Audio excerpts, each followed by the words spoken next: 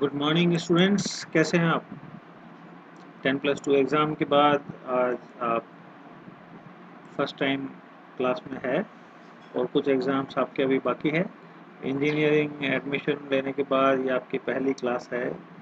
मैं doctor Pradeep Sharma, university of engineering and management Jaipur में physics department में प्रोफेसर हूँ। आज मैं आपको बहुत सिंपल बेसिक से स्टार्ट करते हुए एक टॉपिक आपको समझाऊंगा और ये टॉपिक आपने अपने क्लास 12th में भी पढ़ा है और कई बार इसको रिवाइज भी किया होगा। मेरे हिसाब से सबसे ज़्यादा पढ़े जाने वाला चैप्टर ही यही चैप्टर है जो आपने क्लास 12th में पढ़ा होगा, इलेक्ट्रोस्टैटिक्स पार्ट 1, जिसमें हम कूलम्स लॉ के बारे में बात करेंगे और कूलम्स लॉ और उसकी एप्लीकेशन, चार्जेस वगैरह कैसे होते हैं, इन सब चीज़ों के लिए हम एक एक पॉइंट को उठा के बात करने की कोशिश करेंगे।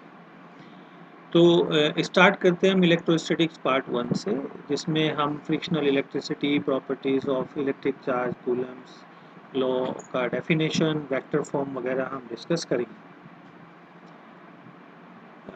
आप सब लोग जानते हैं कि फ्रिक्शनल इलेक्ट्रिसिटी जो जनरेट होती है वो जब भी हम दो चीज़ों को, जो सूटेबल बॉडीज़ है, उनको आपस में हम रब करते हैं और उनके रब करने से जो फ्रिक्शन जनरेट होता है उस फ्रिक्शन से इलेक्ट्रिसिटी जनरेट होती है। तो frictional electricity is the electricity produced by rubbing two suitable bodies and transfer of electrons from one body to other। अब जितना भी इलेक्ट्रिफिकेशन पार्ट है जो आपके अभी हम कंसिडर कर रहे हैं, उसमें हम बात करेंगे कि इलेक्ट्रॉन एक जगह से दूसरी जगह ट्रांसफर हो रहे हैं। जैसे कि ग्लास, अब ग्लास पे इलेक्ट्रॉन्स कुछ ज़्यादा है और जैसे ही हम इसमें सिल्क का कपड़ा लगाते हैं तो ग्लास से इलेक्ट्रॉन्स सिल्क में ट्रांसफ़र हो जाते हैं, जिससे कि सिल्क नेगेटिवली चार्ज हो जाता है और ग्लास की रॉड जो है पॉजिटिवली चार्ज हो जाती है। इसी तरह से हम देखेंगे जो फर है, फर के ऊपर इलेक्ट्रॉन्स के नंबर ज़्यादा है और जब हम इबोनाइट से इसको रब कराते हैं तो फर से इबोनाइट के रॉड पर चार्ज मूव कर जाता है, जिसकी वजह से इबोनाइट की रोड नेगेटिवली चार्ज हो जाती है और फर पॉजिटिवली चार्ज हो जाती है। तो हम इसी हिसाब से इसको डिफाइन भी कर सकते हैं कि जितना भी इलेक्ट्रॉन्स है वो आराम से एक जगह से दूसरी जगह पर ट्रांसफ़र हो रहा है। तो जिस जगह से ट्रांसफ़र हो रहा है वो पॉजिटिवली चार्ज हो जाती है और जिस जगह पर ट्रांसफ़र हो रहा है वो नेगेटिवली चार्ज हो जाती है। तो आप इसी हिसाब से सिल्क और एबोनाइट के रॉड को आप समझ सकते हैं कि क्यों वो नेगेटिवली चार्ज हो गया, क्योंकि ग्लास जो कि एक ज़्यादा इलेक्ट्रॉन्स, लूजली बाउंड इलेक्ट्रॉन्स थे, उसको जब हमने रब किया सिल्क से तो इलेक्ट्रॉन्स ग्लास की रॉड से निकलकर सिल्क पर आ गए और उसी हिसाब से फर के जो इलेक्ट्रॉन्स के जो लूजली बाउंड इलेक्ट्रॉन्स थे वो जब रब करने से इबोनाइट की रॉड पर आए। तो जिधर से ट्रांसफ़र हो रहा है उधर पॉजिटिव चार्ज हो जाता है और जिस तरफ ट्रांसफ़र हो रहा है वो नेगेटिवली चार्ज हो जाता है। अब बहुत जो इम्पोर्टेंट चीज़ है वो ये है कि चाहे कैसा भी चार्ज हो, ट्रांसफ़र ऑफ इलेक्ट्रॉन्स की वजह से ही ये इलेक्ट्रिफिकेशन हो रहा है, चाहे वो पॉजिटिव हो चाहे नेगेटिव हो। अब इलेक्ट्रॉन एक जगह से जब दूसरी जगह ट्रांसफ़र ले रहे हैं तो जिस जगह से ले रहे हैं वहाँ इलेक्ट्रॉन की कमी हो जा रही है और जिस जगह पर जा रहे हैं वहाँ इलेक्ट्रॉन्स के नंबर बढ़ जाते हैं। जितने नंबर बढ़ते हैं उतने का excess charge, negative excess charge उस बॉडी पर आ जाता है। उस चार्ज को कैलकुलेट करने के लिए या हम आगे एक नंबर ऑफ इलेक्ट्रॉन्स कैलकुलेट अगर कर लें तो वो हमें मिल जाएगा। तो हम देखेंगे कि अगर कुछ बॉडीज़ हैं जिनको हम मटेरियल्स हैं जिनको हम आपस में रब करते हैं, fur, glass, silk, human body, cotton, wood, sealing wax वगैरह, तो हम इसमें उसको चार्ज को ट्रांसफ़र कर सकते हैं। अब इनमें से अगर हम देखें पॉजिटिव चार्ज किस किस के ऊपर आएगा तो ग्लास, वूल, फेलन, एबोनाइट, ड्राई हेयर। अब नेगेटिव चार्ज किस पे आएगा? Silk, amber, ebonite, rubber, plastic, polythene and com. तो ये सब जो चीज़ें हमारे पास हैं इसमें हम आराम से इसे ट्रांसफ़र कर सकते हैं। तो चार्ज की क्या प्रॉपर्टीज़ आप इस चीज़ से डिफाइन कर सकते हैं कि दो तरीके के चार्ज नॉर्मली हम लोग कंसिडर कर सकते हैं, पॉजिटिव चार्ज और नेगेटिव चार्ज। अगर एक जैसे चार्ज हैं तो आपस में रिपेल करेंगे, और अगर एक जैसे चार्ज नहीं है, अपोजिट तरह के चार्ज है, एक पॉजिटिव है और एक नेगेटिव है, तो आपस में अट्रैक्ट करेंगे। ये एक स्केलर क्वांटिटी है, इसका कोई डायरेक्शन नहीं होता है, और जितने चार्ज हम जैसे लगाते रहेंगे उसका एडिटिव रिजल्ट हमें मिलता रहेगा। प्लस प्लस लगाएंगे तो प्लस होके रिजल्ट मिलेगा, प्लस माइनस लगाएंगे तो नेट हमें रिजल्ट मिलेगा चार्ज का। चार्ज क्वांटाइज्ड होता है, चार्ज को हम ब्रेक नहीं कर सकते। तो चार्ज जब क्वांटाइज्ड है तो उस हिसाब से हम देखेंगे कि अगर कुछ नंबर चार्ज के एक जगह से दूसरी जगह पर जा रहे हैं तो उतना नंबर मल्टीप्लाइड बाय एक इलेक्ट्रॉन का चार्ज, उतना चार्ज वहाँ पर ट्रांसफर हो जाएगा। तो जैसे हम देखेंगे electric charge exist in discrete packets rather than in continuous amount, and one electronic charge is given by 1.6 into 10 to the power minus 19 coulombs. So the total charge on a body which transfer with n electrons, there will be q is equal to plus minus ne. Charge is conserved. तो conserve का मतलब है कि हम इसे produce नहीं कर सकते, हम किसी जगह पे इसे बना नहीं सकते। हम क्या कर सकते हैं, केवल एक जगह से दूसरी जगह पर चार्ज को ट्रांसफर कर सकते हैं। कूलम्स लॉ अगर हम देखें तो हम बात करेंगे कि अगर हमारे पास दो चार्जेस कुछ डिस्टेंस पे रखे हैं और वो एक जैसे भी हो सकते हैं और अपोजिट चार्ज भी हो सकते हैं, वैल्यू कुछ भी हो सकती है। अगर दो चार्ज हमारे पास कुछ डिस्टेंस पे रखे हैं, चाहे वो फ्री स्पेस हो, वैक्यूम हो या कोई मीडियम हो, तो उनके बीच में आपस में कोई फोर्स काम करता है, इलेक्ट्रोस्टैटिक फोर्स काम करता है। वो इलेक्ट्रोस्टैटिक फोर्स उन दोनों चार्जेस के बीच के डिस्टेंस के स्क्वायर के इन्वर्सली प्रोपोर्शनल होता है, और दोनों चार्जेस के मल्टीप्लिकेशन के डायरेक्टली प्रोपोर्शनल होता है। Coulomb's law is defined as very simple notation like electrostatic force of interaction, either attractive or repulsive, between 2 point electric charge is directly proportional to the product of the charges, inversely proportional to the square of the distance between them, and acts along the line. Coulomb's law बिल्कुल strictly बात करते हैं केवल point charges के लिए। हम अभी बात नहीं कर रहे हैं कि कंटिन्यूस चार्ज डिस्ट्रीब्यूशन वगैरह है, हम 2 पॉइंट चार्जेस की बात कर रहे हैं जो दो छोटे चार्ज है Q1 एंड Q2 और r डिस्टेंस पर वो रखे हुए हैं। तो कूलम्स लॉ की डेफिनेशन के हिसाब से फोर्स प्रोपोर्शनल है, डायरेक्टली प्रोपोर्शनल है इन दोनों चार्ज के मल्टीप्लिकेशन के, और इन्वर्सली प्रोपोर्शनल है डिस्टेंस के स्क्वायर के, यानी F is proportional to Q1 Q2 by R square. Now there is a constant small k that is known as Coulomb's constant. So this Coulomb's constant is equal to 1 by 4 pi epsilon naught, where epsilon naught is the permittivity of free space. Free space permittivity, we can define that in free space or vacuum how many field lines are being available, और electric field lines कितना allow करता है वो medium. तो जैसे epsilon हम उसको define करते हैं अगर वहाँ फ्री स्पेस नहीं है, वहाँ पर कोई डाइलेक्ट्रिक मीडियम है, तो epsilon is the absolute electric permittivity of that dielectric medium. K is defined as dielectric constant और relative permittivity और specific inductive capacity और dielectric coefficient. It is relative permittivity जो एक रेशो है एप्सिलॉन बाय एप्सिलॉन नॉट, जहाँ epsilon तो permittivity है medium की और एप्सिलॉन नॉट है परमिटिविटी फ्री स्पेस की। तो हम इसको एक रेशो से डिफाइन कर सकते हैं।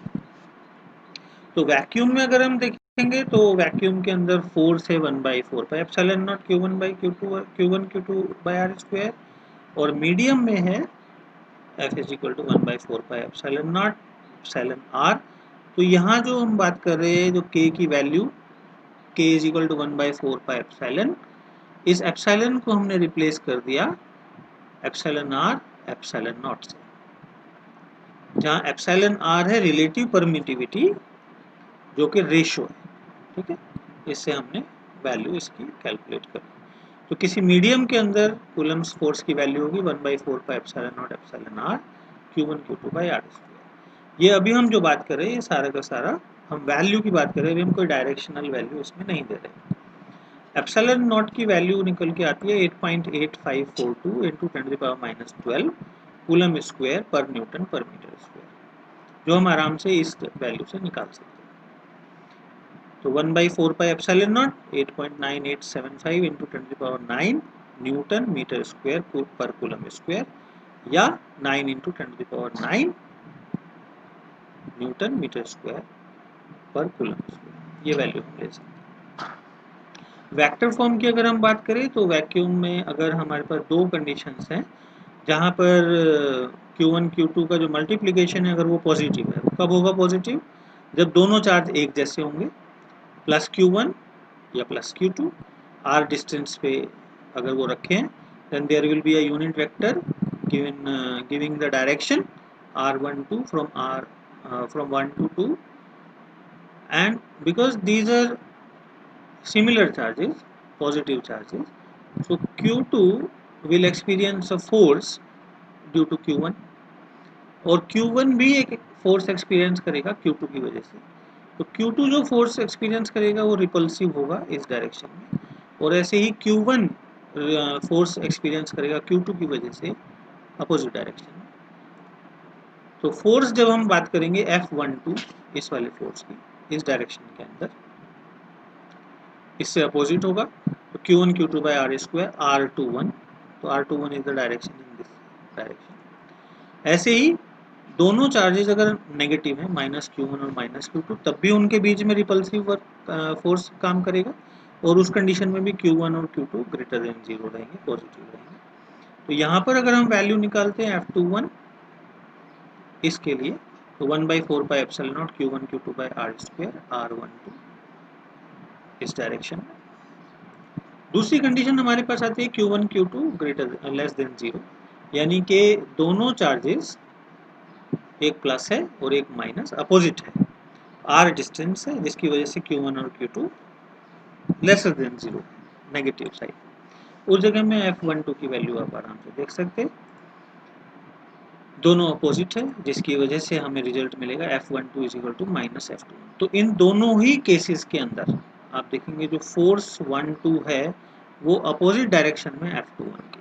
तो अगर हम वैल्यू की बात करें with vector quantity, F12 vector is equal to minus of F21 vector in all the cases, यानी कि जो कूलम्ब्स लॉ है वो न्यूटन्स थर्ड लॉ को कंप्लाई कर रहा है।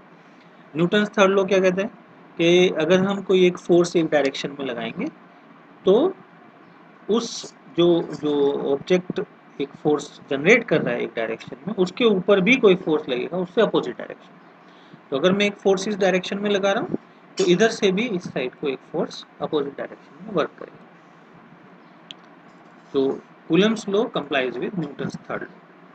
तो हम इसको वेक्टर क्वांटिटी में भी नोटेट कर सकते हैं, R12 vector divided by R, जिसकी वजह से Q1 Q2 बाय R³ की फॉर्म आ जाएगी दोनों ही टर्म्स के अंदर। अब इसका मतलब ये नहीं है कि ये इन्वर्स स्क्वायर लॉ नहीं रहेगा, ये तब भी इन्वर्स स्क्वायर लॉ रहेगा, क्योंकि हमने यहाँ पर डायरेक्शन के लिए इसको वेक्टर में नोटेट कर दिया। तो अगर हम केवल डायरेक्शन की बात करेंगे तो ये तब भी R स्क्वायर ही रहेगा। अगर हमें कभी ये इक्वेशन लिखी आए कि क्या ये कूलम्ब्स लॉ है, यस ये कूलम्ब्स लॉ है, और ये इन्वर्स स्क्वायर लॉ ही रहेगा, ये चीज़ आपको ध्यान रखनी है। चार्ज यूनिट्स की बात करें, बहुत इंपॉर्टेंट पार्ट है। एक कूलम जो चार्ज होता है वो अगर हम दो चार्जेस को 1 मीटर के डिस्टेंस पे रखेंगे और वो दोनों एक जैसे चार्ज हैं और उनके बीच में एक बहुत बड़ा फोर्स काम करे, कितना फोर्स काम करेगा? 9 इंटू 10⁹ न्यूटन। तो अगर इतना फोर्स दो चार्जेस के बीच में रिपल्सिव फोर्स काम करे जब वो दोनों 1 मीटर के डिस्टेंस पे रखें, तब हम उसको बोलेंगे कि वो एक यूनिट एक कूलम चार्ज है। तो CGS इलेक्ट्रोस्टैटिक सिस्टम में हम इसे स्टैट कूलम्स या ESU ऑफ चार्ज बोलते हैं। 1/k, k is dielectric constant, and for vacuum k is 1, so F is equal to Q1 Q2 by R square. In CGS electromagnetic system, unit of charge is amp coulomb और EMU of charge। अगर हम सारी values को देखें, EMU of charge is CSU of charge, 1 EMU of charge कितना होता है? 3 into 10⁻10 ESU of charge, and 1 coulomb of charge is 3 into 10 to the power 9 state coulombs and 1 amp coulomb is 10 coulombs.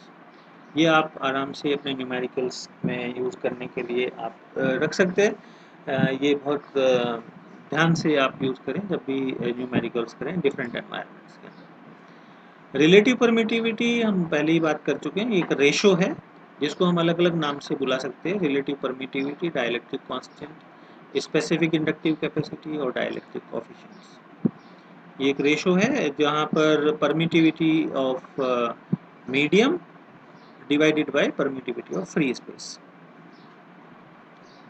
और इसको हम force से भी define कर सकते हैं जहाँ पर epsilon r is equal to electrostatic force of the vacuum divided by electrostatic force of the medium.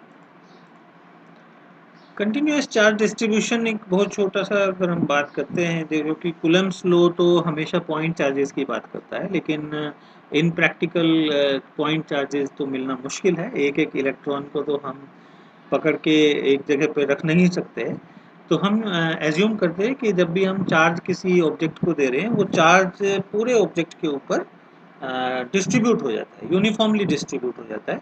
तो हम कंटिन्यूअस चार्ज डिस्ट्रीब्यूशन को यूज़ करते हुए उस पूरे चार्ज को कैलकुलेट करते हैं। तो जो भी चार्ज हम दे रहे हैं which covers a space with dimensions much less than it's distance, तब तो हम उसे बोलते हैं पॉइंट चार्ज, जो बहुत मुश्किल है उसको अचीव करना। लेकिन a system of closely space charge, जब भी हम रखेंगे आसपास होने वाले चार्ज है, तो उनको अगर हम लेते हैं तो उसको हम कंटिन्यूअस चार्ज डिस्ट्रीब्यूशन की तरह से कंसिडर कर सकते हैं। जैसे कि बहुत सारे जगह मीडियम है, डेंसिटी ऑफ सॉलिड्स है, लिक्विड्स है, उसी तरह से हम इसमें कैलकुलेशंस कर सकते हैं चार्ज कैलकुलेशन की, तो हम डिफरेंट एप्लीकेशंस में, प्रैक्टिकल एप्लीकेशंस में उसको कैलकुलेट करने के लिए यूज़ करते हैं। तो सबसे पहले हम देखेंगे लाइन और लीनियर चार्ज डेंसिटी। अगर चार्ज को किसी एक लीनियर डिस्ट्रीब्यूशन पे हम बना दें, जैसे हमने एक प्लस यहाँ पर चार्ज है लाइन में रखा हुआ है और इसको हमने कुछ चार्ज दिया Q और इस लाइन की लेंथ है L, तो लैम्डा को हम डिफाइन कर सकते हैं Q बाई L। तो जब भी कभी पूरा चार्ज हम एक स्ट्रेट लाइन पे डिस्ट्रीब्यूट करेंगे, जैसे charge is distributed over a straight line or over the circumference of a circle or over the edge of a cuboid etc, wherever the line is there, so line, एक line के ऊपर charge distribute करेंगे, that is called linear charge distribution. और lambda को हम define कर सकते हैं dq बाई dl, और टोटल चार्ज उस लाइन के ऊपर कैलकुलेट करने के लिए q is equal to integral l lambda dl। तो ये लाइन इंटीग्रल हम ले रहे हैं तो क्योंकि एक लाइन है, एक ही डायरेक्शन में वेरिएबल है, तो हम इसका जो इंटीग्रेशन करेंगे वो किसी एक डायरेक्शन में करेंगे। अगर हम कार्टेशियन कोऑर्डिनेट्स लेते हैं तो x direction dx, y direction dy, यानी कि जिस डायरेक्शन में हमारा चार्ज डिस्ट्रीब्यूशन है उसी में ही हम इसे इंटीग्रेट करेंगे ए लाइन इंटीग्रल के कंसिडरेशन। दूसरा है हमारा सरफेस चार्ज डेंसिटी, जिसको हम सिग्मा से डिनोट करते हैं, और ये तब राइज होता है जब charge is distributed over a surface area. एक हमारे पास सरफेस है, उसको हमको चार्ज दे रहे हैं, then the distribution is called surface charge distribution, और इसका यूनिट होगा कूलम्स पर मीटर स्क्वायर। एक हमारे पास एरिया है, उसको हमने कुछ क्यू चार्ज दिया, लेकिन उस एरिया के अंदर एक स्मॉल एरिया ds डिफाइन कर लिया। उस ds एरिया के अंदर dq चार्ज अगर हम कंसिडर करें तो सिग्मा को डिफाइन कर सकते हैं पूरे चार्ज के लिए q बाई एस, पूरे एरिया के लिए, और एक स्मॉल एलिमेंट के लिए dq बाई ds। तो अगर हमें एक स्मॉल एलिमेंट का चार्ज डिस्ट्रीब्यूशन पता है तो हम टोटल चार्ज निकाल सकते हैं इंटीग्रेट करके। तो यहाँ पर सरफेस इंटीग्रेशन को यूज़ करेंगे, और ध्यान रखेंगे कि सरफेस इंटीग्रेशन करते हुए हमारे पास दो वैल्यूज़ अवेलेबल होती हैं, लेंथ और ब्रेड्थ, लंबाई और चौड़ाई। तो लंबाई अगर x डायरेक्शन में है तो चौड़ाई y या z डायरेक्शन में हो सकती है। तो हम सरफेस इंटीग्रल यूज़ करते हुए डबल इंटीग्रेशन यहाँ यूज़ करेंगे सिग्मा, जैसे अगर हम x और y लेंगे तो इसको लिखेंगे dx dy, तो डबल इंटीग्रेशन यूज़ करेंगे। ऐसी वॉल्यूम चार्ज डेंसिटी है रो, और अगर हम किसी वॉल्यूम के अंदर किसी चार्ज को डिस्ट्रीब्यूट कर रहे हैं तो उसको यूनिट भी हम लिख सकते हैं कूलम्स पर मीटर क्यूब। और इस तरह का अगर वॉल्यूम है और स्मॉल पूरा चार्ज हमने दिया q, लेकिन स्मॉल वॉल्यूम एलिमेंट है d tau, तो हम डिफाइन कर सकते हैं डी रो को क्यू बाई टो या डी क्यू बाई, और टोटल चार्ज जो कैलकुलेट करेंगे वॉल्यूम के अंदर, वॉल्यूम इंटीग्रल को कैलकुलेट करते हुए। अब ये जो वॉल्यूम इंटीग्रल है इसके अंदर डी टो है, तो डी टो जो हमारा स्मॉल वॉल्यूम एलिमेंट है 3 डायरेक्शंस के अंदर है, एक्स वाई और जेड। तो वॉल्यूम इंटीग्रल कैलकुलेट करते हुए हम ट्रिपल इंटीग्रेशन करेंगे, ट्रिपल इंटीग्रेशन करेंगे d x d y d z के अंदर, तो हमारा पूरा जो चार्ज है इस वॉल्यूम का कैलकुलेट हो जाएगा। तो इस आज हमने वो देखा है, वो हम बहुत सिंपल तरीके से वेक्टर्स और फॉर्म ऑफ कूलम्स लॉ और कूलम्स लॉ के हिसाब से फिर चार्ज का यूनिट, कंटिन्यूस चार्ज डिस्ट्रीब्यूशन, ये सारी चीज़ें आज हमने बहुत बेसिक से स्टार्ट किया है, और फ्रिक्शनल इलेक्ट्रिसिटी जनरेशन। तो आप धीरे धीरे इसको समझ सकते हैं, बहुत आराम से आप इसे समझ सकते हैं। बहुत सिंपल से टॉपिक्स हैं, ये आज हमने डिस्कस किया। इससे आगे हम इसी टॉपिक के ऊपर एक छोटा सा क्विज़ आपको देंगे, उस क्विज़ को आप आंसर करेंगे, और अगर कोई प्रॉब्लम आती है तो आप हमें ईमेल से या मेरे डायरेक्ट फ़ोन नंबर पे आप बात कर सकते हैं। Thank you. Thank you.